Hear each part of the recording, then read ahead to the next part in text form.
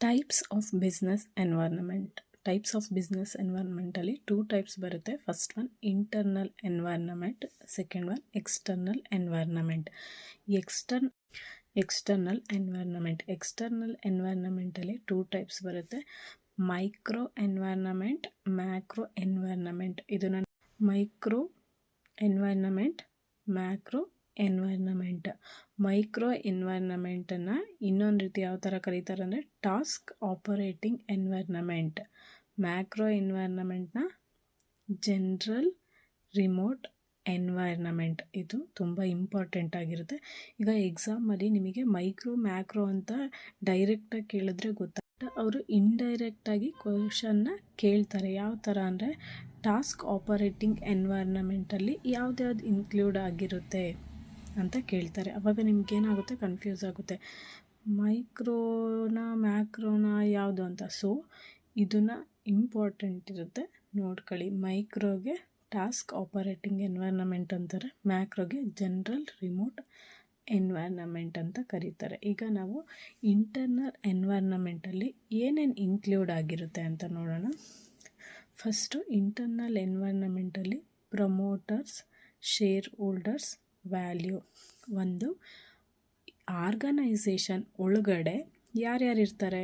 First promoters ಇರ್ತಾರೆ, shareholders, ಶೇರ್ನ ಹಾಕಿರೋ ಅಂಥವ್ರು ಇರ್ತಾರೆ, ಆ ಬಿಸ್ನೆಸ್ಸಿಗೆ ದುಡ್ಡು ಹಾಕಿರೋ ಅಂಥವ್ರು ಇರ್ತಾರೆ. So mission and objectives. Mission ಅಂದರೆ ಒಂದು ಆರ್ಗನೈಸೇಷನ್ನ ಡ್ರೀಮ್ ಏನಿರುತ್ತೆ, ನಮ್ಮದು ಆರ್ಗನೈಸೇಷನು ತುಂಬ ಗ್ರೋತ್ ಆಗಬೇಕು, ನಮ್ಮದು ಇನ್ಕಮ್ ಜಾಸ್ತಿ ಆಗಬೇಕು ಅನ್ನೋದು ಅವ್ರದ್ದು ಮಿಷನ್ ಇರುತ್ತೆ. ಆ್ಯಂಡ್ ಆಬ್ಜೆಕ್ಟಿವ್ಸ್ ಅದೇ ರೀತಿ ನಮ್ಮದು ಒಂದು ಆಬ್ಜೆಕ್ಟಿವ್ಸ್ ನಮ್ಮದು ಪ್ರಾಡಕ್ಟು ತುಂಬ ರನ್ ಆಗಬೇಕು, ಸಪ್ಲೈ ಆ್ಯಂಡ್ ಡಿಮ್ಯಾಂಡ್ ಜಾಸ್ತಿ ಆಗಬೇಕು, ಈ ಥರ ಆಬ್ಜೆಕ್ಟಿವ್ಸ್ ಅವ್ರದ್ದೇ ಮಿಷನ್ ಆ್ಯಂಡ್ ಆಬ್ಜೆಕ್ಟಿವ್ಸ್ ಅವ್ರದ್ದೇ ಆರ್ಗನೈಸೇಷನಲ್ಲಿ ಅವ್ರದ್ದೇ ರೀತಿಯಲ್ಲಿರುತ್ತೆ. Management structure and nature. Management structure ಅಂದರೆ ಈಗ ಒಂದು ಆರ್ಗನೈಸೇಷನಲ್ಲಿ ಮ್ಯಾನೇಜ್ಮೆಂಟ್ ಸ್ಟ್ರಕ್ಚರ್, ನೇಚರ್ ಯಾವ ಥರ ಅಂದರೆ ಒಂದು ಆರ್ಗನೈಸೇಷನ್ ಒಳಗಡೆ ಯಾವ ಥರ ಮ್ಯಾನೇಜ್ಮೆಂಟ್ ಆಗ್ತಿರುತ್ತೆ ಅಂದರೆ ಒಂದು ಪ್ರಾಡಕ್ಟ್ನ ರೆಡಿ ಮಾಡ್ತಿರ್ತಾರೆ ಅಂದರೆ ಅದು ಡಿಫ್ರೆಂಟ್ ಸ್ಟ್ರಕ್ಚರಲ್ಲಿ ಆಗ್ತಿರುತ್ತೆ. ಯಾವ ಥರ ಅಂದರೆ ಫಸ್ಟು ರಾ ಮೆಟೀರಿಯಲ್ ತೊಗೊತಾರೆ, ಅದು ರಾ ಮೆಟೀರಿಯಲಿಂದ ಅದು ಒಂದು ಶೇಪ್ ಬರಬೇಕು, ಮತ್ತು ಅದು ಪ್ಯಾಕೇಜಿಂಗ್ ಆಗಬೇಕು, ಪ್ಯಾಕೇಜಿಂಗ್ ಆದಮೇಲೆ ಅದು ಮಾರ್ಕೆಟಿಂಗ್ ಬರಬೇಕು. ಸೊ ಇದಕ್ಕೆ ಡಿಫ್ರೆಂಟ್ ಟೈಪ್ಸ್ ಆಫ್ ಸ್ಟ್ರಕ್ಚರ್.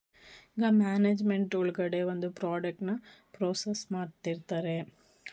ಒಂದು ಪ್ರಾಡಕ್ಟ್ ಆಗಬೇಕು ಅಂದರೆ ಅದು ಡಿಫ್ರೆಂಟ್ ಟೈಪ್ಸ್ ಆಫ್ ಪ್ರೋಸೆಸಿಂಗ್ ಇರುತ್ತೆ. ಆ ಪ್ರೋಸೆಸ್ಸಿಗೆ ಒಂದೊಂದು ಸ್ಟ್ರಕ್ಚರ್ ಇರುತ್ತೆ.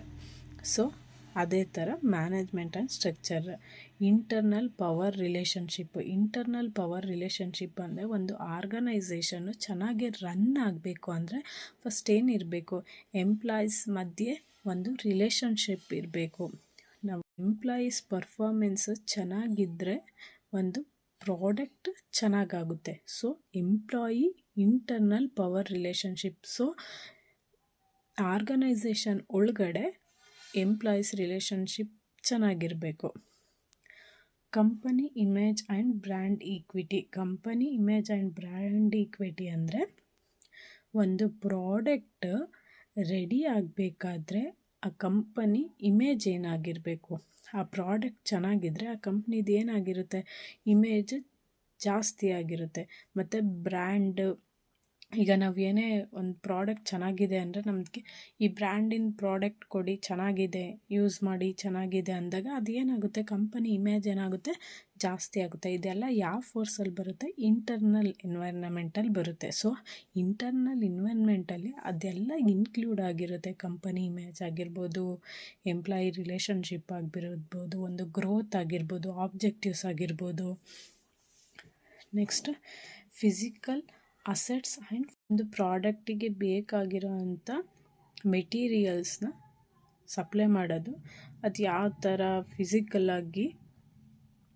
Physical assets and facilities. ಒಂದು ಆರ್ಗನೈಸೇಷನ್ ಒಳಗೆ ಒಂದು ಪ್ರಾಡಕ್ಟ್ ಮ್ಯಾನುಫ್ಯಾಕ್ಚರಿಂಗ್ ಬೇಕು ಅಂದರೆ ಅದು ಒಂದು ಅಸೆಟ್ ಆಗಿರುತ್ತೆ ನಮಗೆ. ಮತ್ತು ಅದು ಮ್ಯಾನುಫ್ಯಾಕ್ಚರ್ ಆಗಬೇಕು ಅಂದರೆ ಅದಕ್ಕೆ ಯಾವ್ಯಾವ ರೀತಿ ಫೆಸಿಲಿಟೀಸ್ ಮಾಡಿಕೊಡ್ಬೇಕು ಅನ್ನೋದು ಇರುತ್ತೆ. ಮತ್ತು ಟೆಕ್ನಾಲಜಿ ಕೇಪಬಿಲಿಟೀಸ್, ಟೆಕ್ನಾಲಜಿಕಲ್ ಕೇಪಬಿಲಿಟೀಸ್ ಅಂದರೆ ಈಗ ಒಂದು ಕಸ್ಟಮರ್ಗೆ ಯಾವ ಥರ ಬೇಕು ಅನ್ನೋದನ್ನು ಈಗಿನ ಟೆಕ್ನಾಲಜಿಗೆ ಕರೆಕ್ಟಾಗಿ ನಾವು ಅವರಿಗೆ ರೀಚ್ ಮಾಡಬೇಕು ಅಂದರೆ ಆ ಟೆಕ್ನಾಲಜಿಕಲ್ ಕೇಪಬಿಲಿಟೀಸ್ ಇರಬೇಕು. ಆ ಆರ್ಗನೈಸೇಷನ್ ಇಂಟರ್ನಲ್ ಅದೆಲ್ಲ ಎಲ್ಲಿ ಬರುತ್ತೆ, ಒಳಗಡೆ ಆರ್ಗನೈಸೇಷನ್ ಒಳಗಡೆ ಬರುತ್ತೆ. ಅದನ್ನು ಯಾವ ಥರ ರೆಡಿ ಮಾಡಬೇಕು ಅನ್ನೋದು organisation technological capabilities. Next human resources. ಒಂದು ಆರ್ಗನೈಸೇಷನ್ನ ರನ್ ಆಗಬೇಕು ಅಂದರೆ ಮೇಯ್ನ್ ಬೇಕಾಗಿರೋದೇ ಹ್ಯೂಮನ್ ರಿಸೋರ್ಸಸ್. ಹ್ಯೂಮನ್ ರಿಸೋರ್ಸಸ್ ಇಲ್ಲಾಂದರೆ ಒಬ್ಬ ಎಂಪ್ಲಾಯಿ ಇಲ್ಲಾಂದರೆ ಏನು ಮಾಡೋಕ್ಕಾಗುತ್ತೆ, ಒಂದು ಆರ್ಗನೈಸೇಷನಲ್ಲಿ ಏನು ರನ್ ಮಾಡೋಕ್ಕಲ್ಲ. ಸೊ ಎಂಪ್ಲಾಯಿ ರಿಸೋರ್ಸಸ್ ಚೆನ್ನಾಗಿರಬೇಕು. ಮಾರ್ಕೆಟಿಂಗ್ ಕೇಪಬಿಲಿಟಿ, ಈಗ ನಾವು ಒಂದು ಪ್ರಾಡಕ್ಟ್ನ ಮ್ಯಾನುಫ್ಯಾಕ್ಚರಿಂಗ್ ಮಾಡಿದ್ದೀವಿ ಅಂದರೆ ಅದನ್ನು ಯಾವ ಥರ ಮಾರ್ಕೆಟಿಂಗ್ ಮಾಡಬೇಕು ಅನ್ನೋ ಸ್ಕಿಲ್ಸ್ ಇರಬೇಕು ಒಂದು ಆರ್ಗನೈಸೇಷನ್ಗೆ. ಈಗ ನಾವು ಒಂದು ಪ್ರಾಡಕ್ಟ್ ಮಾಡಿದ್ದೀವಿ ಅಂದರೆ ಅದನ್ನು ಜನಕ್ಕೆ ರೀಚ್ ಆಗೋ ಥರ ಮಾರ್ಕೆಟಿಂಗ್ ಮಾಡಿಲ್ಲ ಅಂದರೆ ನಾವು ಪ್ರಾಡಕ್ಟ್ ಮಾಡಿದ್ದು ವೇಸ್ಟ್ ಆಗುತ್ತೆ. ಸೊ ಮಾರ್ಕೆಟಿಂಗ್ ಕೇಪಬಿಲಿಟೀಸ್ ಇರಬೇಕು.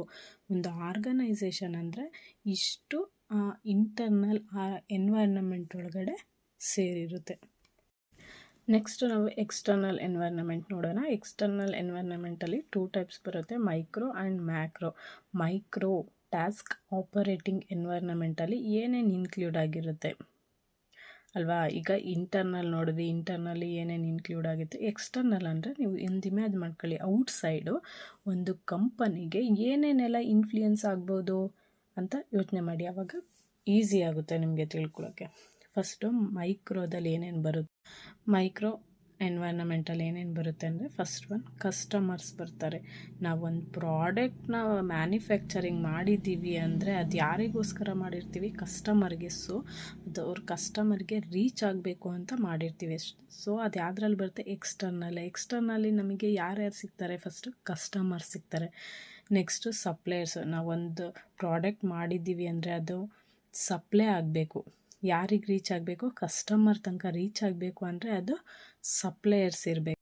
ಕಾಂಪಿಟೇಟರ್ಸ್ ಇದ್ದರೆ ತಾನೇ ನಮ್ಮದು ಕಂಪನಿ ಇಮೇಜ್ ಆಗಲಿ ಬ್ರ್ಯಾಂಡ್ ಆಗಲಿ ಜಾಸ್ತಿ ಆಗೋದು. ಯಾಕೆ ಅಂದರೆ ಈಗ ಒಂದು ಕಂಪನಿ ಬೇರೆದನ್ನು ರೆಡಿ ಮಾಡ್ತದೆ ಅಂದರೆ, ಎಕ್ಸಾಂಪಲ್ ನೋಡಿ, ಒಂದು ಕಂಪನಿ ಒಂದು ಸೋಪ್ನ ಮ್ಯಾನುಫ್ಯಾಕ್ಚರ್ ಮಾಡ್ತಾಯಿದ್ದೆ, ಅದನ್ನು ಡಿಫ್ರೆಂಟ್ ವೇಯಲ್ಲಿ ಕಳಿಸ್ತಾ ಇದೆ. ಸೊ ನಾವೇನು ಮಾಡ್ತೀವಿ, ಅವಾಗ ನಮ್ಮ ಆರ್ಗನೈಸೇಷನಲ್ಲೂ ಇನ್ನೂ ನಮ್ಮದು ಪ್ರಾಡಕ್ಟು ರೀಚ್ ಆಗಬೇಕು ಜನರಿಗೆ, ಕಸ್ಟಮರ್ಸಿಗೆ ಅಂತ ನಾವು ಅದನ್ನು ಕಾಂಪಿಟೇಟಿವ್ ಆಗಿ ತಗೊಂಡಾಗಿ ರೆಡಿ ಮಾಡಬೇಕು ಅಂತ ಥಿಂಕ್ ಮಾಡ್ತೀವಿ. ಸೊ ಕಾಂಪಿಟೇಟರ್ಸ್ ಇರಲೇಬೇಕು ಒಂದು ಆರ್ಗನೈಸೇಷನ್ಗೆ. ಪಬ್ಲಿಕ್ ಅಂದರೆ ಜನರಿಗೆ ಯಾವ ಥರ ರೀಚ್ ಆಗುತ್ತೆ ಅನ್ನೋದಿರುತ್ತೆ. ಫೈನಾನ್ಸ್, ಒಂದು ಆರ್ಗನೈಸೇಷನ್ನು ರನ್ ಆಗಬೇಕು ಅಂದರೆ ಫೈನಾನ್ಸ್ ತುಂಬ ಇಂಪಾರ್ಟೆಂಟ್ ಆಗಿರುತ್ತೆ. ದುಡ್ಡಿಲ್ಲ ಅಂದರೆ ಯಾವ ತಾನೇ ರೆಡಿ ಮಾಡೋಕ್ಕಾಗುತ್ತೆ. ಈಗ ರಾ ಮೆಟೀರಿಯಲ್ ಸಿಗುತ್ತಾ, ಎಂಪ್ಲಾಯೀಸಿಗೆ ಸ್ಯಾಲ್ರಿ ಕೊಡೋದಾಗಲಿ ಎಲ್ಲ ನಮಗೇನಾಗಿರಬೇಕು, ಫಸ್ಟು ಫೈನಾನ್ಸ್ ಇರಬೇಕು.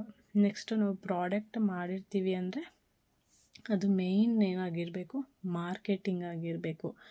ಮಾರ್ಕೆಟಿಂಗಲ್ಲಿ ನಮ್ಮ ಪ್ರಾಡಕ್ಟು ಚೆನ್ನಾಗಿ ರನ್ ಆಗಬೇಕು. So marketing management micro.